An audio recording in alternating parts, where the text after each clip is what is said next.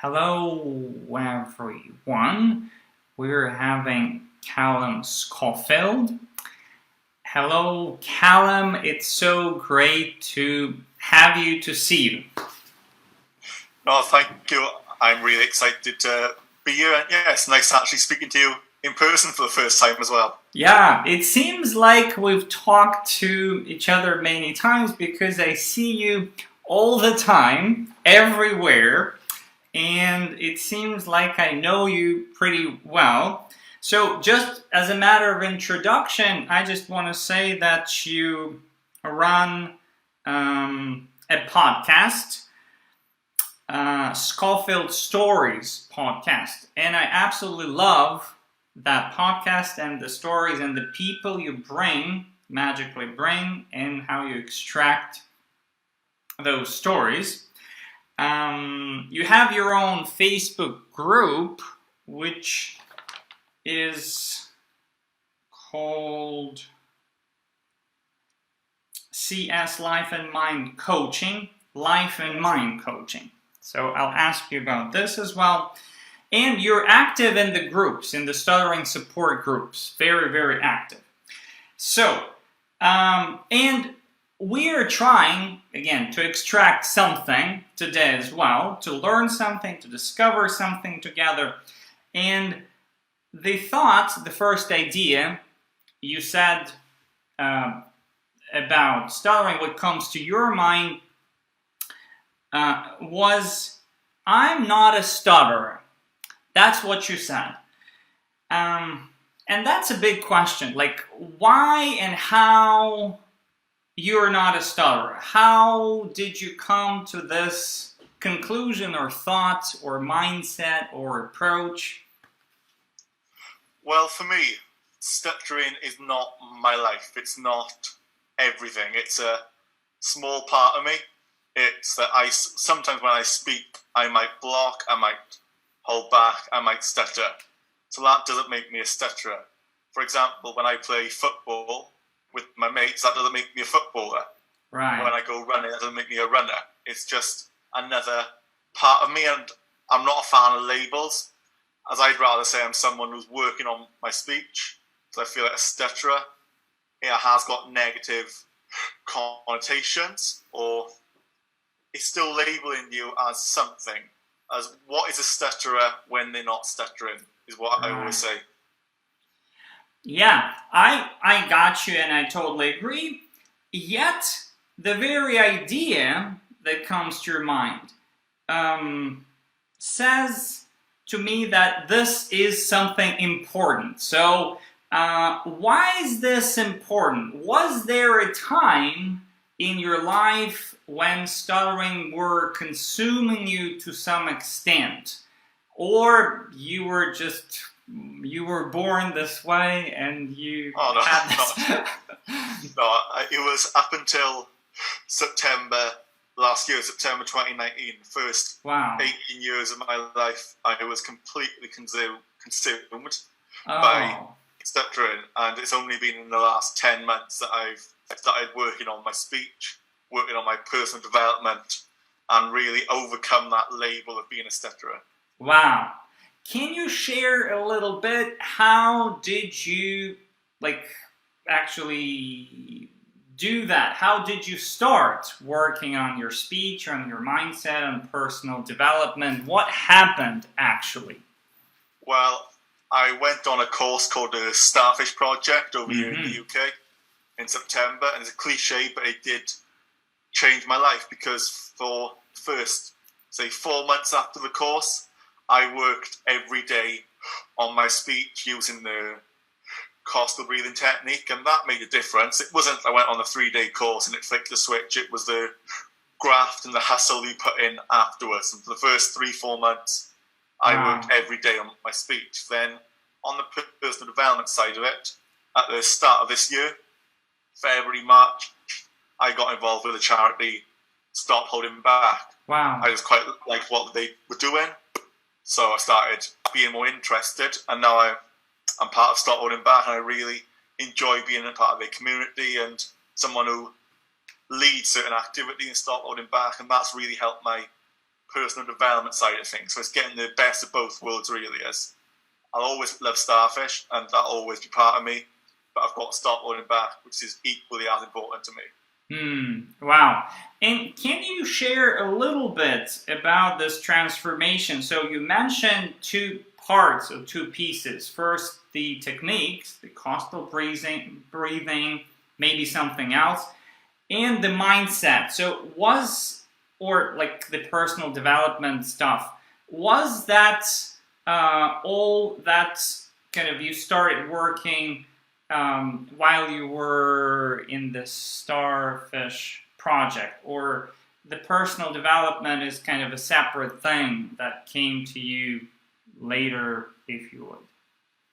Starfish definitely touched upon the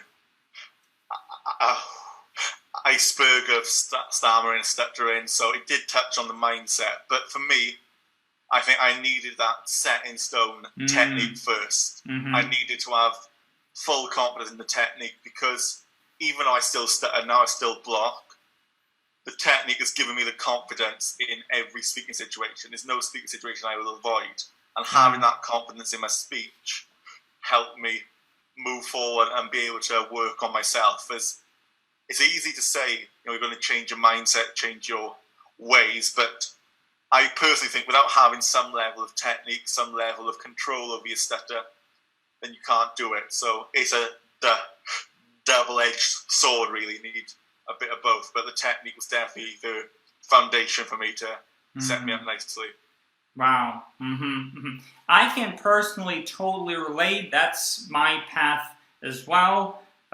It's a bit quite a longer path than your path. You're young,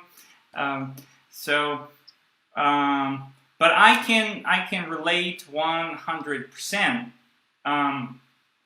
Can you share, maybe, again, there are many techniques and many different, as I say, doors to that room where we feel more in control, more confidence, if you would. But what are the techniques that you can mention that you actually use to this day? Well, coastal breathing is the one.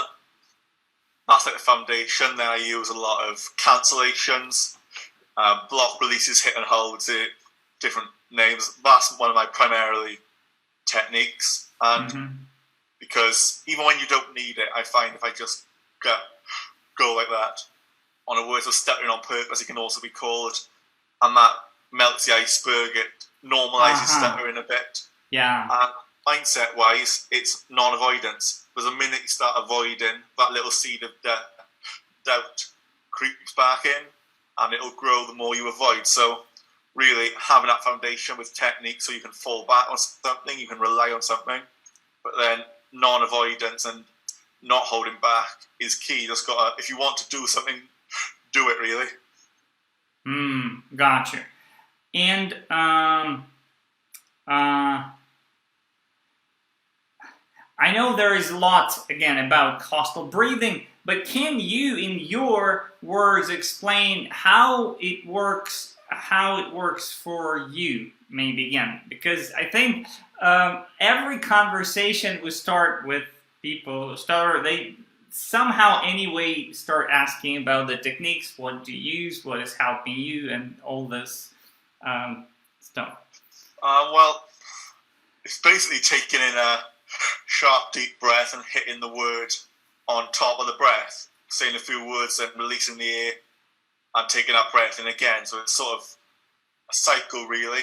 It's something that, even though I've worked with people, I've always said I don't teach speech techniques as such. I'll help with mindset, I'll help with non-avoidance, but speech techniques is not something I teach because I'm not an expert, I'm nowhere close. I just, I don't use coastal breathing 24/7. I use it when I block, I use it in situations like interviews or times when I want my speech to be more professional situations, really, you could say. But I always have it there anyway. So it's basically just taking a sharp breath in, filling your lungs, hitting the word on top of the breath, then releasing the air. If you use that technique properly, it's virtually impossible to stutter. It really is. And you mentioned that a little bit, the disclosure or the more exaggerated way of using it, so that you let other people know, maybe let yourself know that you are actually using it. So can you describe this element a little bit? Because for many people that's the hardest part. Like, I'm ready to use some technique, but like I want them to let me not stutter. If I look different, that's pretty much the same as stuttering. So for many people in their mind, again. So how do you address this? How do you help? How would you help other people digest this idea that we do need that? Well, as you mentioned, disclosure. Disclosure is very important because we need to be open, we need to be accepting of what you're doing. And you don't have to tell everyone. I've seen people who will literally tell everyone that you're using a technique and they stammer or stutter. And I said, there's no point. There's no point getting on a bus and listing off a 5-minute speech about why you stutter just to let them know. Sometimes you don't need to disclose, you can just speak. But with regards to whether you should use a technique or not, it's your personal choice is what I would put it as. If you want to speak a bit differently using a breathing technique, for example, instead of stuttering, then do it. But if you're worried about sounding different and you don't want to do it because you sound different, then that's your choice. I'm sort of very black and white, straight to the point, really. You either use a technique to not stutter or you stutter. I understand people might be concerned about breathing, taking breaths in or sounding different, but you've come, or you want to work on your speech to not stutter. So a year, 2 years, 6 months, however long it is of using aggressive technique to build it into you, then in the grand scheme of things, does that really matter, especially after the endless years of stuttering you've been through? Gotcha. But again, I asked yesterday Christopher the same question. Did you have an instance where you felt like it's relevant to disclose, to let people know?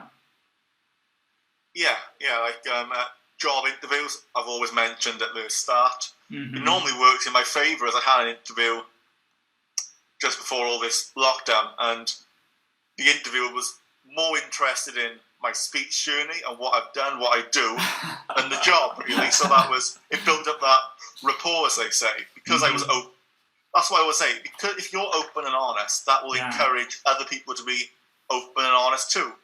And it can work in your favour, but it shows that you want to better yourself. It shows that you're not letting something hold you back, which some people might use it as a way to hold back. So job interviews, I think, is always important to disclose. It's just whenever you feel it's right.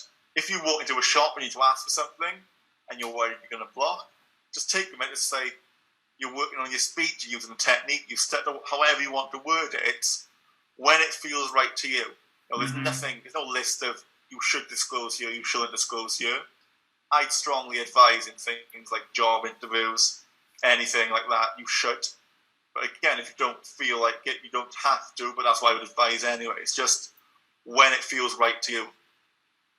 And can I ask you the question about your podcast?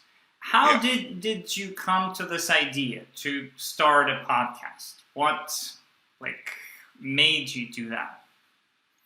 Well, it was never an intention. It was never, I want to work on my speech and start a podcast. It just came from, I suppose the seed was planted when I went on the My Stuttering Life podcast as a guest. I quite enjoyed that experience with Pedro Pena.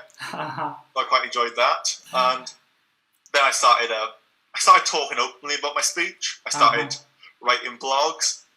But I'm someone who I always like to go a bit further. I'm thinking, yeah, the blogs are good, but what can I do to challenge myself? So I thought I'll start a podcast. Wow. It was originally meant to be called the Schofield Stutter Show or something like that. It was going to be a stuttering podcast. But then I thought, no, let's make it an interview podcast. which is about stuttering. Then after doing 3 or 4 interviews with people who stutter, I thought, how can I challenge myself again? I started interviewing people who don't stutter. I'm moving forward like that, and now I've relaunched a podcast with a new revamp, you could say, and it's Masculinity and Mental Health is the new podcast. Yes, about people on who stutter, like Christopher Jackson. His episode is going to be released in a few weeks' time. And I'm going to give people like Ruben Palayon, Adam Wright, hopefully.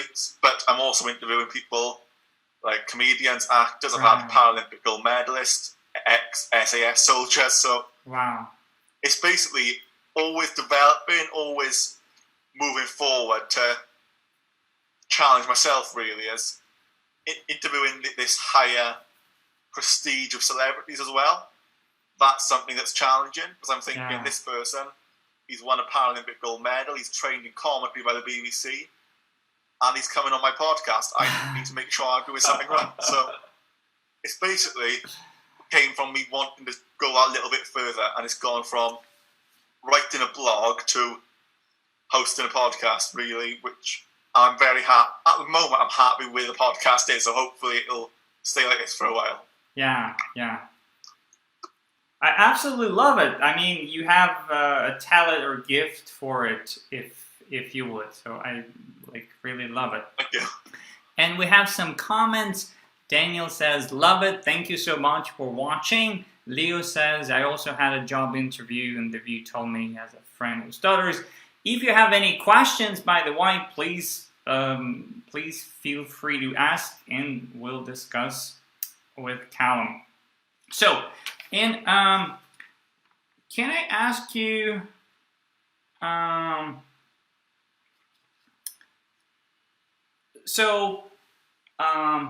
I ask you about, again, I'm trying always to come back to those starting points where a person kind of sets onto that journey, because oftentimes when you set on the journey, then there is some traction and you go further, and there are like new horizons and you start moving. But those initial steps seem to be the hardest ones. And right now, looking at you, it seems like, wow, you're all over the place, you're so active. Can you come back and maybe, again, what helped you to go, to consider and to go to the Starfish project in the first place? Like, what was the internal work? Was it like the one thing that happened, or was it like something gradual that was happening? Yeah, it was gradual. I first heard about the Starfish project when I was about 15 I think it was. But at the time, I wasn't ready. I wasn't ready at all. Wow. And that's it. You've got to do stuff when you're ready, really. So it took that gradual few years of building up to it. And when I turned 18, or when I was coming up to turning 18, that's when I sort of realised that I'm ready. I want to do something. I want to make that change. I think the important thing, I wanted to do it for myself. So when I was 18, I was officially an adult, then you could say. And I was ready. I wanted to do it for myself. I wanted to do it by myself as well. And that was the important thing. There was no one telling me to do it. There was no one telling me yes or no. So it was... Yeah. I knew I was ready when I went. And from then, I was in the right place at the right time, really. Yeah, absolutely. When I was back in my therapy, I had a guy who was sent by his parents to, and you instantly see that it's not working. I mean, he's not there. He's just like making a tick. I've done it, but he's not really intending to do it. And wow, that's really interesting, because but can we go again just a little bit deeper into that getting ready? Because again, that's a huge part. When we already go for something and start that journey, again, that's the very surface top of the iceberg, tip of the iceberg. That's internal preparation and getting ready is invisible, but it's more important. Like, I understand it's hard. It's hard to dig and to see in yourself anything, but what has changed? Like, what really like, it might seem like you had a negative experience, and when we have a negative experience, like, it didn't work for me, we might not do it for the second time, you know? How did you come to the point that it didn't work for me, but I just want to try one more time? Again, I think it's just, you know, in yourself that you want it. As I'll probably say, up until I actually got in my car and drove to the Starfish project, I was having a lot of second thoughts. You know, I wasn't telling anyone. I remember I was with my girlfriend at the time, and the Starfish project called me. I took the call. I told the Starfish project that I was in work, so I couldn't talk because I was so anxious about speaking to them. And I told my girlfriend that work just called me, and it was nothing important. Because at that time I was still hiding it. I still not so much I didn't want to admit that I was going. I was still not talking about my stutter at all. I would shut down any conversation about my speech. So to have to actually say, right, I'm going on this speech course, that was a big step for me, really. That was one of the hardest parts, just telling people. And I kept it quiet, you know, I just told my close family, and that was it. I think one or two of my mates might have known, but I kind of just packed my bags and took off for 4 days. You know, came back, and then I told them when I came back, of course. But again, it was challenging, as sometimes I would have to hide it in the build-up. I would book time off work for that week. They would ask me, why did I book it off? So I was just going away for a few days. I won't explain anything. I wouldn't be like that. So it was a challenge, and I think it was partly because I was trying to manage my expectations. I was trying to think, I'm just going to have to embrace this. But then again, thinking, if I tell people and it doesn't work, then what's that going to look like? Right. So there was a lot of stuff going through my head, and up until I was actually driving there. Because when I was driving there, don't get me wrong, I was really excited. I was beforehand very nervous. On the way there, excited. The minute I arrived there, I went straight to my room, and I stayed there for about a couple of hours. I didn't come out and speak to anyone because I was still. It was a roller coaster that first day, and then I sort of thought, like, come on, man up, get out there. You're on a speech course, actually meet some people. So that was an interesting first night. I definitely drank a bit too much, but I remember actually, I was speaking to someone at the bar. I got a drink. I got a pint. In the time it took them to order their drink and get it, I finished my pint and bought another one. That's how nervous I was. I was just thinking like that, just trying to feel a bit better about myself. So it was very. You still have all those doubts, really, and yeah, up until the course actually started the following day, I was still on edge, and that's why I'm glad I went back in January, because that really hammered in what I learned. As when I was on the first course, your head's all over the place. You're loving it, but you're nervous about what's going to happen next and this and that. So it was a brilliant experience, but as you said, the going deeper, the build-up to it was hard. Just making a phone call to the Starfish project saying, I want to come on your course. Because I would always avoid the phones and everything. So it was a bit of a whirlwind 6 months, I think I must have called at the start of the year, maybe. Just at the start of the year, and then I ended up going in September. So, yeah, it was a bit of a lot to take in, really. Yeah, gotcha. Wow, that's beautiful. It took me 10 years to, since I first learned about the speech therapy, I wanted to go to it. So it's really amazing how this internal work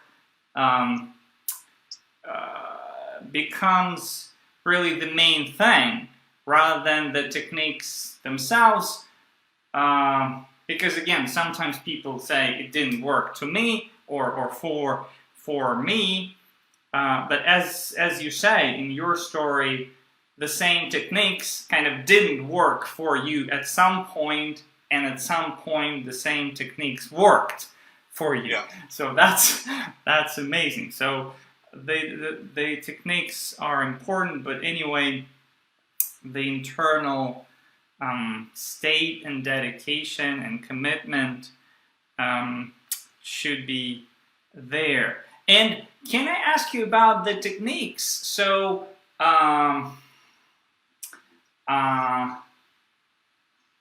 was it like, what was different in terms of your, again, commitment or dedication or mindset? Did you put more work into working, again, like working on your speech, practicing, really feeling the techniques, or it went more into some challenging yourself, going out and talking to strangers, or it's both and everything? Yeah, I think it was a mixture. As the first time I learned these techniques, or a breathing technique, was at speech therapy speech therapy at the hospital, doctor surgery, and all that. So that's why I was very pessimistic about it, because I thought I've done breathing stuff and it didn't work. But the main difference was I wanted it. Mm-hmm. I wanted it more than I didn't want it. I wanted to speak more. I wanted to overcome my stutter more than I wanted to stutter. And in the past, I never did. Mm-hmm. And that links back into the labels. At the time, I was a stutterer. I thought, if I overcome my stutter, then what am I? I won't have that thing about me anymore. But then I just wanted it more. And like I said, I did challenge myself. I stepped out of my comfort zone in every way I could. And it's as simple as wanting it. I just really wanted it. And Starfish had everything that speech therapy didn't. Mm-hmm. Gotcha. And again, I love coming to probably to the same topic, but when you say I decided I wanted to overcome stuttering, for so many people it means like not stuttering, but when we start using the techniques openly, again, for many people who stutter, it just equals kind of stuttering. I'm trying to not stutter, but I'm becoming more open. So was there also a different mindset this time than the first time around, or? Yeah, I think again I was older. I was more mature in that sense, that I was very much set that I want. It comes back to wanting it, really. That I was willing to put the effort in. I was willing to take the good with the bad. I was willing to step out of my comfort zone more the time when I went on Starfish than I was previously. Yeah. I was willing to advertise I was working on my speech, because where I'm at now is when I stutter, but I still stutter and block, but I don't care. I have no emotional attachment. Mm-hmm. I was on the phone to a physio yesterday, and I had to restart the same word 3 times. I went, duh, started stuttering, stop, and duh, driving. And in the past, that would have really got in my head, and that would have upset me, probably. Gotcha. But I was quite happy. Mm-hmm. That's it. Starting that word, using my technique, and it doesn't matter. It's just the physio didn't care. I didn't care, and that's the attitude I've developed, really. And that's why I really enjoyed it. Like the first time I went in September, it taught me a lot. I was working on my speech solid, and my speech was strong. I went back in January to teach the technique to other people, which I really enjoyed, and it gave me even more information. I didn't take everything in the first time. There's probably still more to take in when I go back in the future. But every time, when I went back in January, that set me up to push my comfort zone more in different ways, in non-speech related ways, in the personal development side of things as well. And that's definitely helped me a lot. Mm-hmm, mm-hmm. Yeah. And coming back to the very initial thought and topic, I'm not a stutterer, and stuttering is not consuming my life. So where are you now in this journey? Do you feel there is something to be done, or you feel like you've pretty much got to the state where it's really not consuming you at all? You're not hiding from it. You're not hiding. You're working on your speech if you need to, or you feel there is something else you want to accomplish in this part. It's a hard one, I guess. I'm happy with where I am. I'm quite content and confident with where I'm at. But I know I'm still very, very early on in my journey. I'm still very early days because I've only been working on my speech for less than a year. I know that I've got years ahead of me of working on my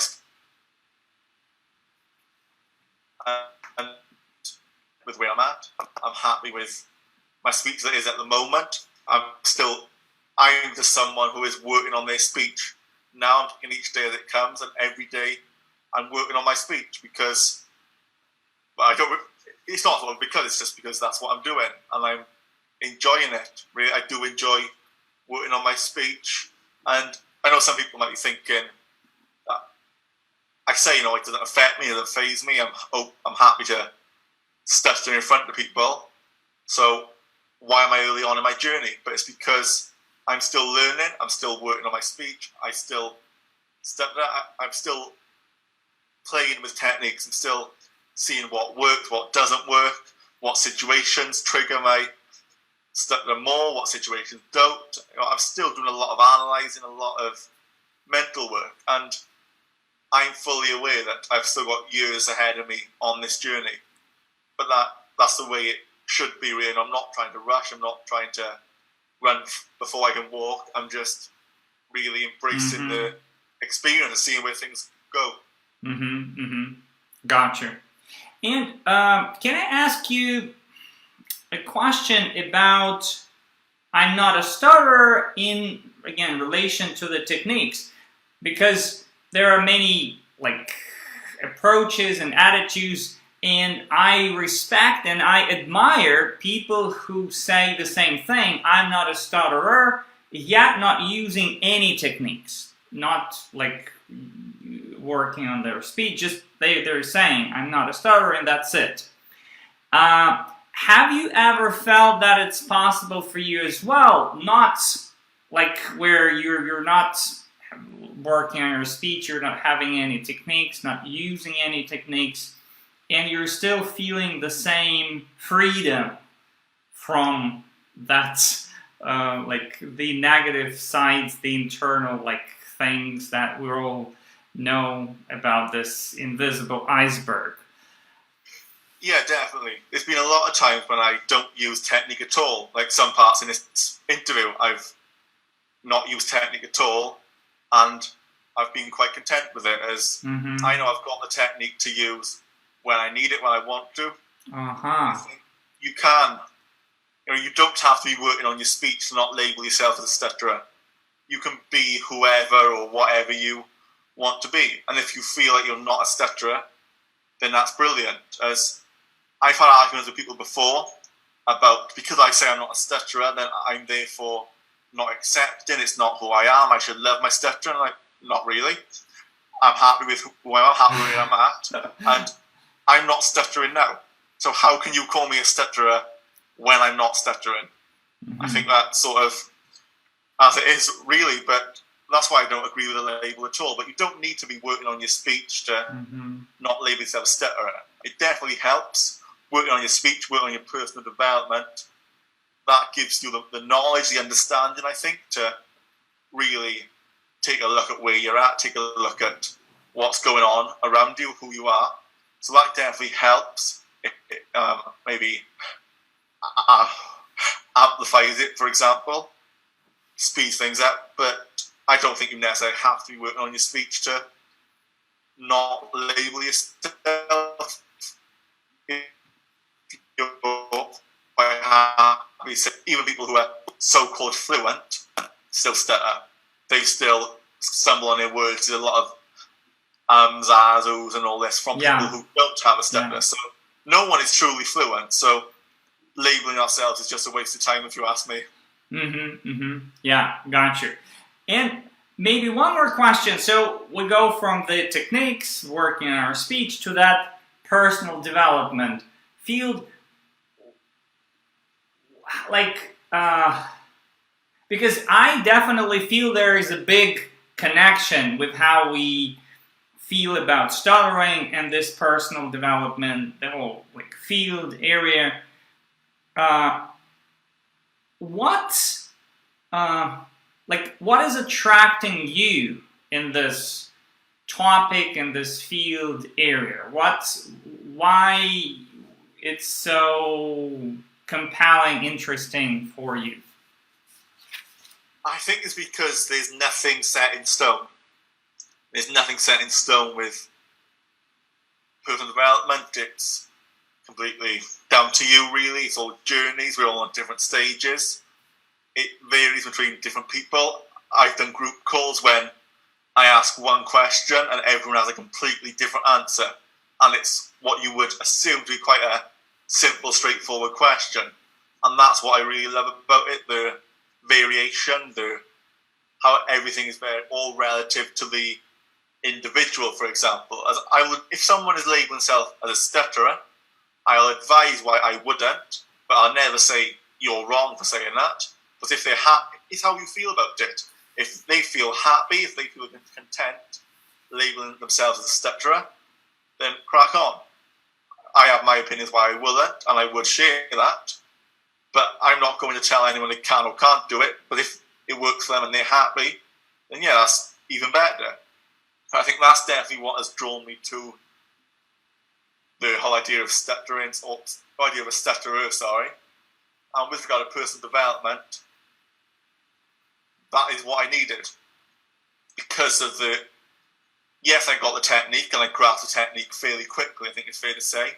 I still had 18 years of stuttering mindset, stuttering anxieties, insecurities to overcome. And I'm still working on that now. I still have insecurities, like we all do, and it's still something I'm working hard on now. And it's just, personal development is relevant for everyone and everything. It's not a stuttering related thing. It's just personal. It says, says it on the tin. Yeah. Oftentimes people think about personal development like it means that I have something wrong with me, or but there is no ceiling. There is no limits. We always can grow and be better, or just grow and develop. Actually, move somewhere.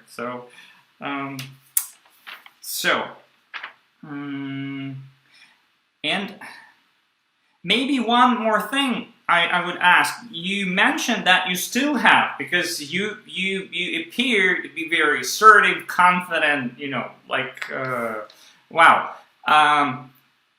When you still feel, as you say, maybe some insecurity, or maybe you're scared, you're feeling some anxiety, what do you say to yourself? What do you do? What are your, if you wish, techniques maybe? How do you deal with those?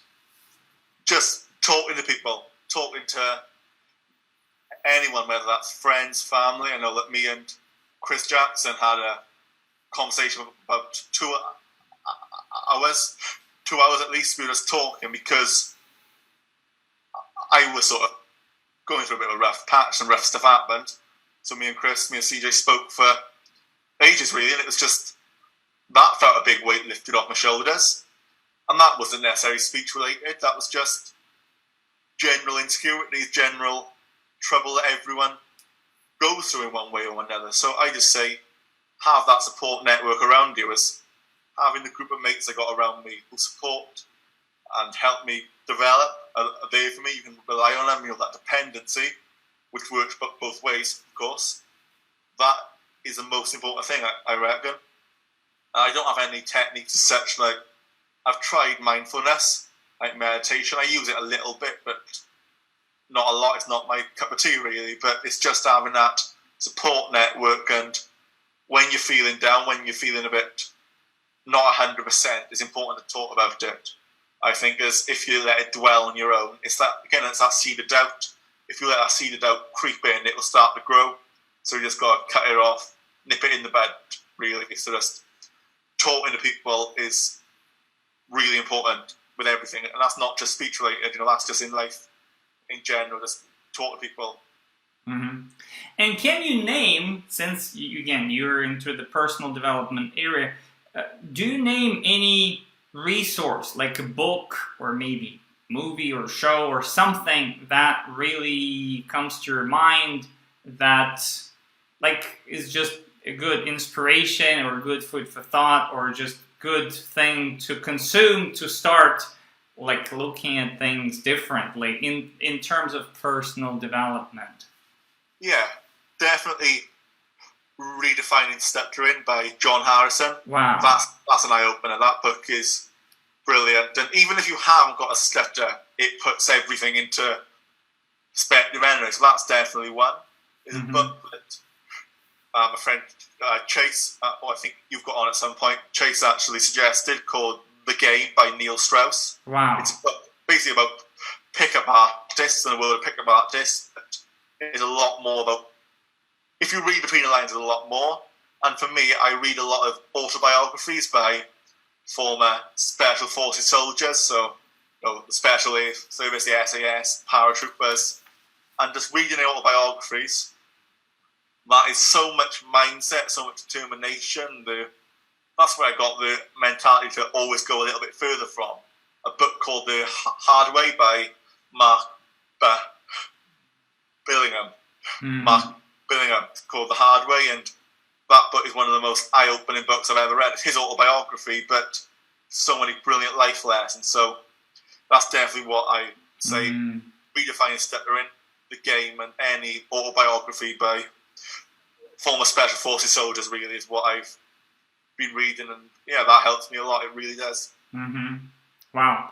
And maybe I don't want to take much of your time. Can I ask you maybe one last question? So, if you could give advice to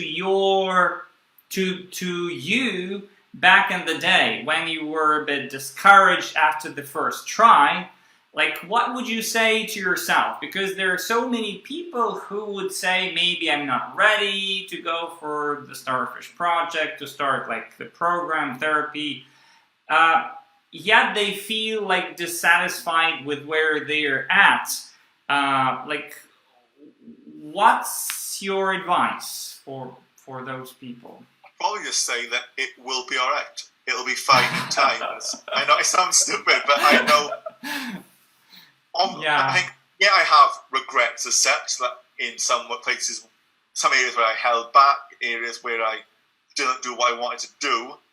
But overall, I wouldn't change anything, because I know everything that's happened for the best, has happened when it has supposed to, really. I'm not that spiritual or anything like that, but I think everything's happened when it was meant to happen, really. And I think that's the biggest piece of advice, is that it will work out if you want it enough. You get out what you put in, really. If you put in 100%, you'll get out 100%. As I've been mentoring people, and someone came to me really upset, moaning, and said, it doesn't work, I can't do it. I said, how much effort are you putting in? They said 30%. I said, you can't moan, you can't put 30% in and expect 100% out. Yeah. It is. So my advice would be just don't rush, don't try and run before you can walk, don't rush things. It will be all right if you want it enough. You get out what you put in. Put in 100%, you'll get 100% out. But just have faith that it will work out. Because I know if I went on the Starfish project when I was younger, it wouldn't have had the impact it's had on me now. So just enjoy the moment. Don't try and rush forward. Think about this. Just be content with where you're at, because in the long run, everything will be all right, really. Yeah, and actually, I understand your point about that. you were not quite ready. At the same time, I noticed that sometimes, again, that's my experience, sometimes I need to fail first. Fail, like to have first experience where it didn't work or it didn't work the way I wanted for the first time. But it often takes me the second or third time to accomplish things, to do things in life. So, yeah, sometimes we need actually more than one try. And I personally, I literally very frequently need more than one try to do something. So that's also something to consider. Yeah. So thank you so much, Callum. It's so great to have you. Thank you so much for joining, for coming, for sharing. And yeah, let's keep in touch. Let's stay in touch. Yeah, thank you. I've really enjoyed it. It's been nice. Yeah, it's been nice being on this side of things. Really, I've got my own podcast. So it's been nice sharing a bit about me instead. Yeah. Yeah. So thank you so much. Thanks everyone who's been watching or will watch. And yeah, we'll see you